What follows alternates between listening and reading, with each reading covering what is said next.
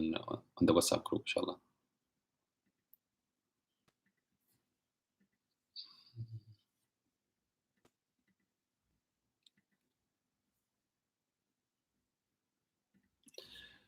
بسم الله الرحمن الرحيم الحمد لله رب العالمين والصلاة والسلام على أشرف الأنبياء والمرسلين نبينا محمد وعلى آله وصحبه أجمعين. My brothers and sisters in Islam, Assalamu alaikum wa rahmatullahi wa barakatuh. It's nice to have you with us in this virtual class. And at the beginning of today's class, I would like to just say a few comments about a question that I've been asked quite a few times today. And it is concerning what many people are asking about with regards to following an imam virtually.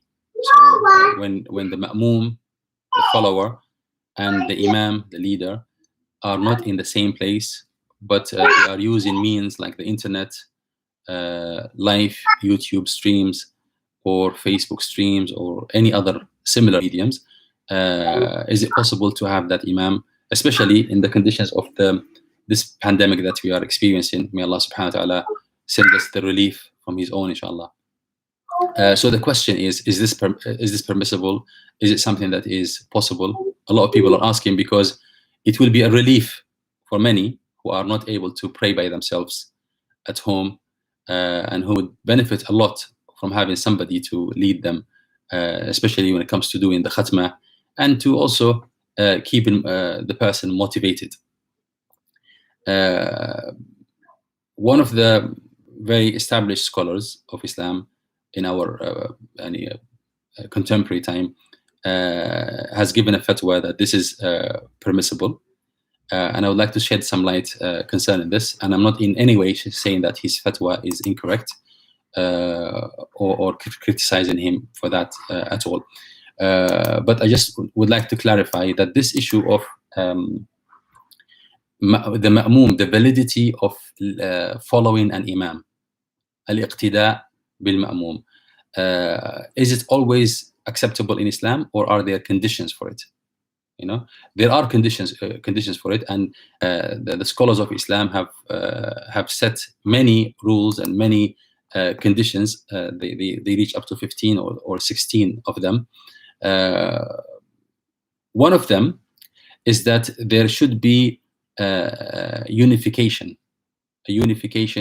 or a unity between the imam and the ma'moom with regards to the place where they are holding the ibadah. And they extracted this from the word jama'ah. You know, what would qualify for the word jama'ah? Jama'ah is when you have a group of people congregating in one place. And if they are not in one place, then they are not a jama'ah. Right? And also, one concept that is also highlighted is taken from the hadith, which is narrated by Bukhari and Muslim, where the Prophet ﷺ says, إِنَّمَا جُعِلَ الْإِمَامُ لِيُؤْتَمَّ بِهِ. Imam is only made in Islam so that people would follow him. So three schools of thought, in the Hanafi school of thought, and in the Shafi'i school of thought, and in the Hanbali school of thought, they are of the view that the imam and the ma'moom, they have to be in the same place for this congregation to be classified as jama'ah from an Islamic perspective. You know, and if there is any separation between the imam and the ma'moom, then the iqtida, then following the ma'moom, is not possible. And they said, except if there is a continuity of the rows and the lines. So for example, if we have a masjid and the masjid is fully packed, and then the ma'moomin, they manage to create lines and rows outside the masjid. Right? So even though the people who are praying outside the masjid are not literally inside the same place as the ma'moom, but this is a situation that is also allowed. This is considered as one congregation, as one jama'ah, you know, only because of the restrictions of the the place and its capacity, the people could not gather under one roof, so they had to extend outside. So the fatwa that is known in the Hanafi school of thought and in the Shafi'i and in the Hanbali school of thought, these three of them, that the ma'moom, the follower, needs to see the imam, or at least see whoever can see the imam. Right? Or if they are in the same masjid, if they are in the same place, there is no problem in creating a distance between the imam and the ma'moom, as long as the ma'moom can hear the imam. So I give an example. If in the masjid where there is only a huge masjid, where there is the imam at the very forefront of the masjid, and there is one row of musallin, and then the ladies section is right at the back of the masjid, so there's this huge gap between them, right? So they can't see the imam. But this place where they are, the ladies, is part of the masjid. It's not a bookshop, it's not a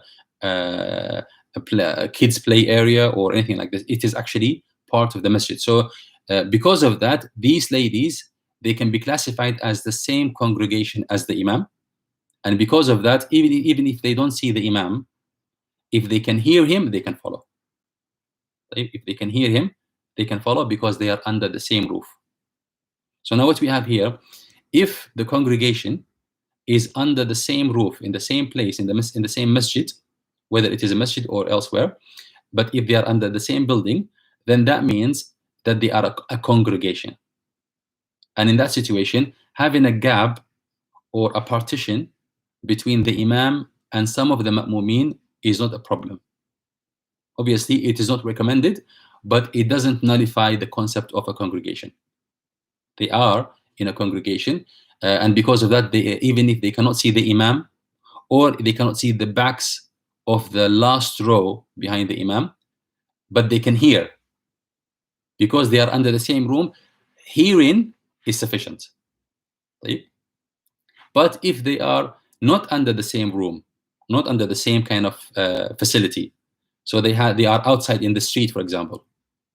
So the schools of the three madhabs, the scholars of the three madhab, they are of the opinion that they need to see, if they are outside the masjid, they are not under the same roof, they need to see some of the rows that are following the imam. And if they cannot see them, then they cannot follow. Right? They cannot follow the imam. The exception to this is in the Maliki school of thought. So the Malikis, in the Madhab al-Maliki, the opinion is if you are outside the masjid and there is a partition or a separation between you and the imam and you and the last row that is following the imam, there is no problem as long as you can hear. Right? So seeing the imam or seeing the last row behind the imam is not a condition in the Maliki school of thought, as long as you can hear. So you can be outside the masjid, but as long as you can hear the imam doing the takbir and reciting, etc., in the same timing, then there is no problem. Whether you hear him directly or through a transmitter, somebody who musammi', they call them in the fiqh, somebody who would repeat the calls of the imam. So you either hear him directly or through this musammi', this person, or through the microphone system. In the Maliki school of thought, it is possible and there is no problem at all. Right? And then based on this difference of opinion, a Maliki, a person that stems from this background, will give a fatwa that there is no problem if you are praying behind an imam, right, that is not in the same facility as you. Maybe he is in his own house and you are in your own house, and you can hear his takbir, you can hear his recitation, in the condition that the imam lives in the same locality as you, so that the timing is not different. So for example, he is not all the way in another continent and you are in one continent, or in one country and you are in another country, where the time difference is there.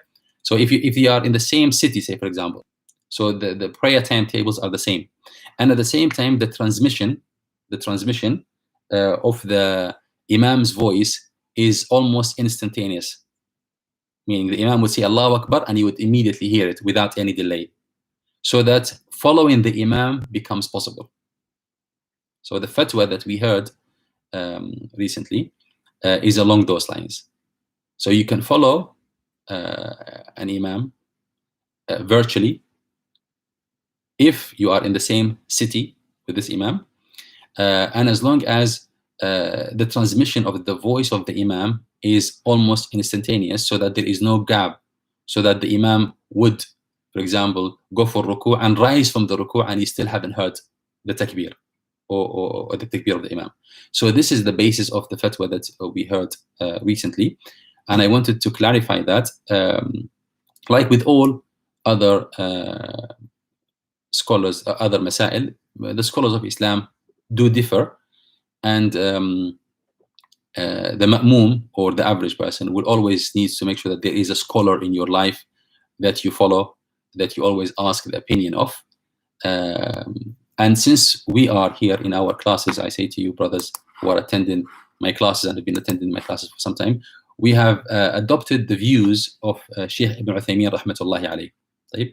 And Sheikh Ibn Uthaymeen rahmatullahi alayh, he says in his الشرح الممتع على زاد المستقنع, he says الصواب في هذه المسألة, he says the correct view with regards to this مسألة أنه لا بد في اقتداء من كان خارج المسجد من اتصال الصفوف, that it is imperative for anyone who wants to follow the Imam outside the masjid that there would be a continuity of the rows, one row after another, without any break between them, without any break whatsoever. Meaning, if there is a break of one row or two, then the people who are after that break cannot follow the Imam. So Ibn Uthaymeen rahmatullah alayhi, he says, لا بد في اقتداء من كان خارج المسجد من اتصال الصفوف. The person who prays behind the Imam but outside the masjid, there has to be, the lines has to be full in the masjid, continuing from outside the masjid all the way until the spot of a person that is following the Imam.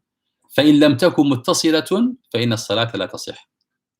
And if it is not continued, if the rows are not back to back, then leading or following the Imam is not correct, and the salat is invalid. The salat invalid. So he says, to give مثال, to give an example on this, he says مثال ذلك, he says يوجد حول الحرم عمارات فيها شقق يصلي فيها الناس وهم يرون الإمام أو المأمومين. He says around the Haram in Mecca, there are apartments, there are hotel rooms and apartments whereby the people in these apartments can actually see the Imam and can see the Ma'moom. So based on the fact that you can follow only by the voice when you are outside the masjid, then these people can pray in their apartment and they can say, this is Jama'ah. We are following the Jama'ah and we are behind this Imam, and there is no issue. However, according to the strongest opinion, their prayer, Ibn Uthaymeen rahmatullah alayhi, he says, فعلى كلام المؤلف تكون الصلاة صحيحة نقول لهم إذا سمعتم الإقامة فلكم أن تبقوا في مكانكم وتصلوا مع الإمام ولا تأتوا إلى المسجد الحرام. So he said, according to this view, it will be possible to say to them, if you can hear the Imam, you can hear the Iqamah, then don't come to the masjid. Pray in your own houses, pray in your own home, and follow the Imam, and that's sufficient. وعلى القول الثاني, and according to the other opinion, the second opinion, that there has to be a continuity of rows, لا تصح الصلاة لأن الصفوف غير متصلة. Their salat in their apartments or in their hotel rooms is not permissible because the rows are not continued. They are not back to back until their spot of praying. And then he says, وهذا هو القول الصحيح. And this is the strong opinion. And he says this strong opinion would nullify what is published by some people. He says somebody promoted following the Imam over the radio as well. Not only through the Masjid al-Haram, the people in the local areas around the Haram, they follow the Imam by hearing the voice directly because the speakers are loud. But there are others who actually promoted following the Imam through the radio. and ابن تيمية رحمة الله عليه, he says ويلزم على هذا القول أن لا نصلي الجمعة في الجوامع بل نقتدي بإمام المسجد الحرام. What is implied by this, what is necessitated by this fatwa, is that no one should come to the masjid. Why would you pray in your own home, or in your own home, or you pray in your local masjid, when you could be possibly praying in the masjid al-haram, where the one prayer in the masjid al-haram is equivalent to 100,000 prayers elsewhere. So why would you pray in any other masjid where you could when you could follow the imam of the haram, especially now that we have the TV. So not only that you can hear him a live broadcast, but you also can see him, right? So and based on this opinion, then we would say to the people, don't come to any masjid at all. Pray all of you around the Masjid al-Haram, and this is ni'mah, so say alhamdulillah and be there. But then he says, ولكن هذا القول لا شك أنه قول باطل. This view is undoubtedly a very wrong view because it will imply the nullification of congregations everywhere. It will imply that no one will be calling for Jama'ah elsewhere, because who would want to pray anywhere when they can pray in Salat al-Jum'ah and al-Jama'at in the holy mosque of Mecca. طيب. وليس فيه اتصال الصفوف وهو بعيد من مقصود الشارع بصلاة الجمعة والجماعة. So Ibn Uthaymeen rahmatullah alayhi here is given 3 reasons for why this is an invalid opinion. طيب. Because the first reason, he says, because it will necessitate the abandonment of the congregational prayer in all other masajid. It will mean that there is no point of people coming to the masjid. If we can follow the imam through radio or through TV live, then there is no need to come to the masjid. So that implication makes it even wrong. Secondly, it is wrong because there is no continuity of rows being back to back. And also number 3, he says, because it is بعيد من مقصود الشارع. It's not consistent with the objectives of Sharia from legislating Salatul Jumu'ah and Salat al-Jama'ah. The purpose for conducting congregational prayers is for people to meet together and form unities and form congregations in the community so that they can become stronger together, and they strengthen one another and meet one another and get to know one another and help one another and hold projects together. So this is the purpose of Salat al-Jumu'ah and Salat al-Jama'ah. What is implied by this view is that a person will never need to hold the Jama'ah, and that goes against the objective, the maqasid, the main aims and objectives of legislating Salat al-Jumu'ah and Salat al-Jama'ah.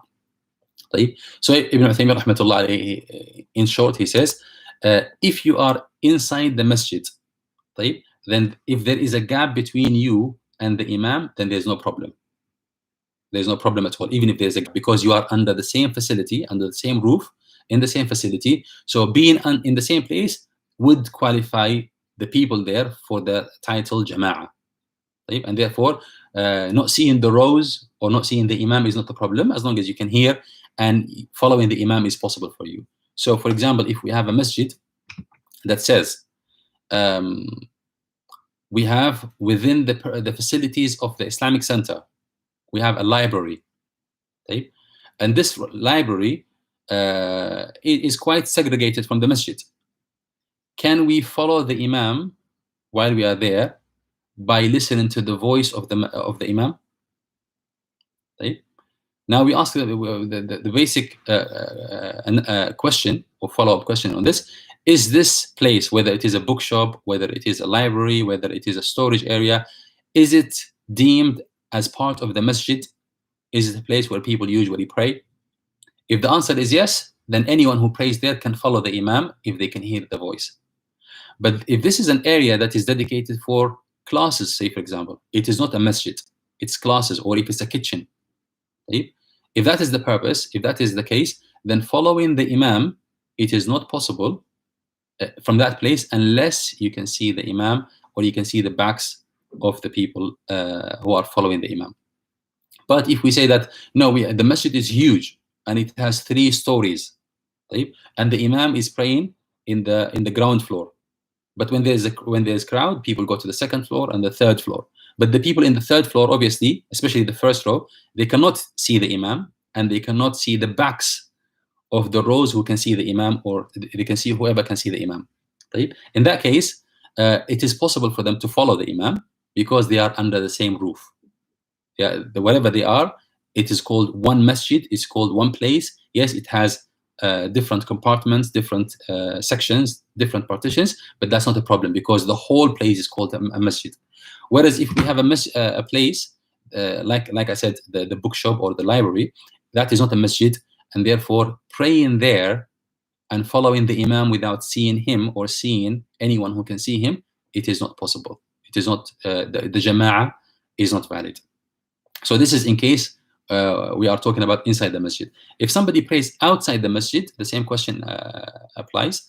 Can you see the Imam, or can you see the rows of the people who are following the Imam? If the answer is no, then you cannot follow the Imam. Right? There is no continuity of the rows, and therefore following the Imam virtually, in conclusion, is not permissible. Right?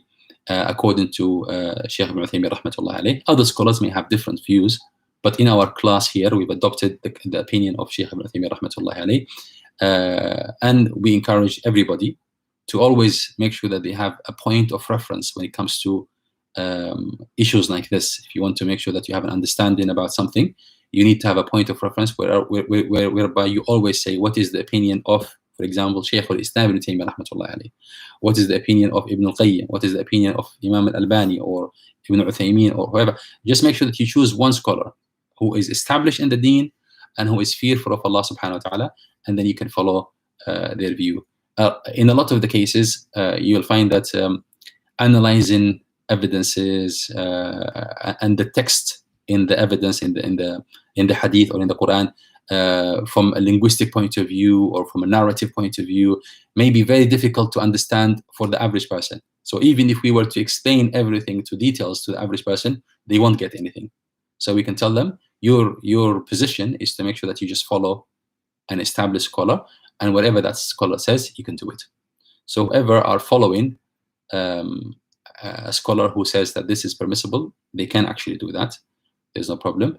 And those who are following a different Imam, they should stick to their Imam. As far as we are concerned, we are adopting the views of Shaykh Ibn Uthaymeen rahmatullah alayh. This is not possible.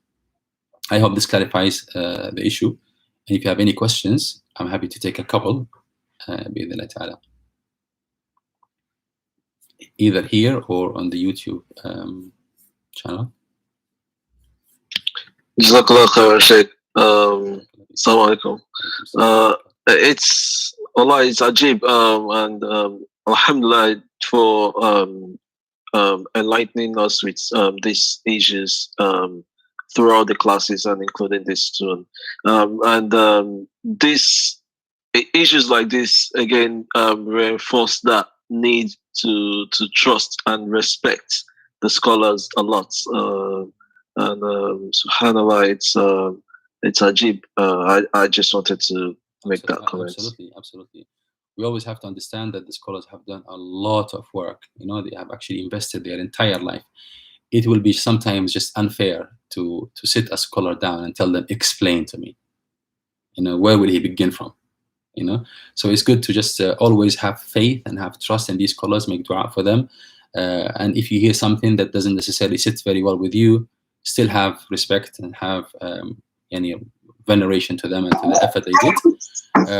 If you can benefit from them, that's the best way to go. If not, then at least make dua for them and follow whatever other Imam you want to follow. Jazakallah khair, brother, for that.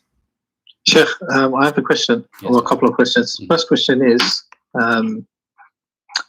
the first opinion we discussed, or the second opinion, the Maliki opinion, which argues for the permissibility. This opinion generally, like, what kind of evidence is this based on? Like I said to you, the basic concept of what would qualify as jama'ah.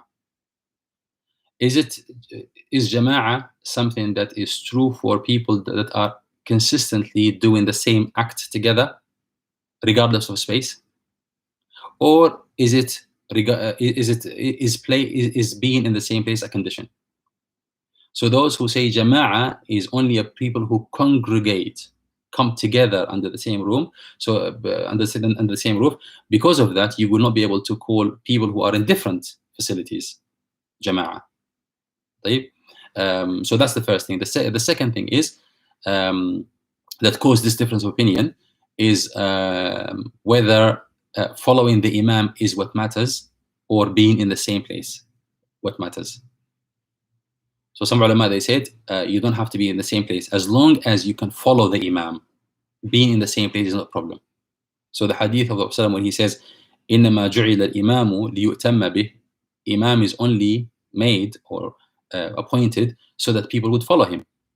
So one can argue from that, then the whole point is just as long as I can follow the Imam, then everything is cool, everything's fine. Right? So where is the condition to bring the place into this discussion? Right? However, other ulama, they insisted that Jama'ah is not a word that you would give to people who are sitting in different places. Linguistically, by definition, people who are together are called Jama'ah, and people who are separate are not called Jama'ah. So the difference of opinion concerning these two concepts, what is a Jama'ah and what really matters when it comes to following the Imam, being with him under the same roof or being able to follow him. So based on their different understanding of these two concepts, they came up with these two different opinions. And when I say the three schools of thought, the Shafi'i, the Hanbali, and the Hanafi, they are of the view that you cannot follow an Imam virtually like this, or you cannot follow the Imam when you are outside the masjid except if the rows are connected. Obviously, there are small variations between them, and you would find some odd views amongst these three schools of thought who would support the Maliki position, and you would find some odd scholars from the Maliki school of thought who will be of the opinion of the Jumhur al-Ulama, the majority of scholars. But the official view, I am narrating to you the official view of these three schools of thought, the Hanbali, the Shafi'i, and the Hanafi, is that for you to be in a different place other than your Imam, there has to be a continuity of rows. Otherwise, if there is a separation, then that following the Imam like that is not valid. Some ulama, they said that the continuity of the rows has to be consistent. And some ulama, they say if there is a certain distance, then it's acceptable.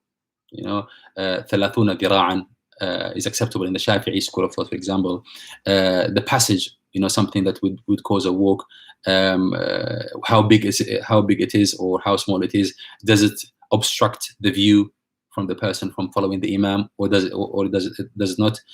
So there are small variation like this, but generally speaking, these three schools of thought are of the view that if you are away from the masjid, if you are outside the masjid, you cannot follow the Imam unless there are continuity of the rows, or at least you can see the rows. Right? I hope this clarifies everything, inshallah. Jazakallah khair. You met in Sheikh Uthaymeen's opinion, so he said that the Maliki opinion is invalid. I'm just having a bit of trouble understanding that invalid. So if it's invalid, does that mean that opinion is being rejected by Shaykh Uthaymeen rahimahullah? Yes. But then there is still. Then do we still say? Then obviously we do still say there is room for a difference, because the other opinion is based on some kind of analysis and whatever. Is that correct? Of course, there is room for difference opinion. Okay. It's based on valid analysis, so it's not like something completely invalid that has no rooms for it. Definitely. But obviously, we are seeking to find what is the conclusive view, what is the final stronger view, and this is what we are concluding here. So just to understand better, Sheikh Uthaymeen rahimahullah, he still acknowledges that there is a difference of opinion in this matter, even though he says the other opinion is invalid. Yes, absolutely. Okay. Yeah. Like with all, and we followed Shaykh Al-Uthaymeen's views. He's always discussing views, Sure. and at the end of the discussion, he would say the stronger opinion is this. Sure. You know. جزاك الله خير. جزاك الله خير. طيب, we will conclude this إن شاء الله بإذن تعالى. سبحانك اللهم وبحمدك نشهد أن لا إله إلا أنت نستغفرك ونتوب إليك.